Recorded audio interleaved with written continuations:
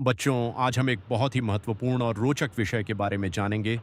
Cuba और America के बीच का संघर्ष।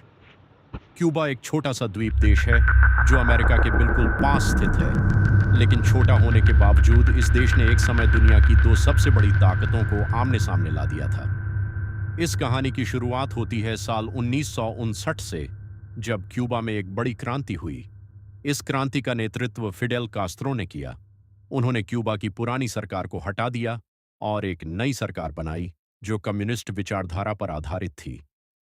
कम्युनिज्म एक ऐसी व्यवस्था है जिसमें सरकार देश के ज्यादातर संसाधनों और उद्योगों को नियंत्रित करती है। दूसरी तरफ अमेरिका एक पूंजीवादी देश है, जहां निजी कंपनियों और व्यक्तियों को ज्यादा स्वतंत्रता होती है। यही विचारधारा का अंतर दोनों देशों के बीच तनाव का कारण बना।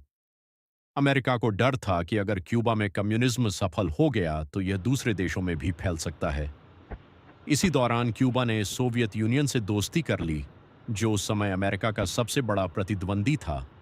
अब स्थिति और भी गंभीर हो गई, क्योंकि अमेरिका के बिल्कुल पास एक ऐसा देश था जो उसके दुश्मन के साथ खड़ा था। फिर आता है साल 1962, जब दुनिया ने एक बहुत बड़े संकट का सामना किया, जिसे हम क्यूबा मिसाइल संकट के नाम से जानते हैं। सोवियत यूनियन ने क्यूबा में परमाणु मिसाइलें तैनात कर दीं। ये मिसाइलें इतनी ताकतवर थीं कि कुछ ही मिनटों में अमेरिका के बड़े शहरों को तबाह कर सकती थीं।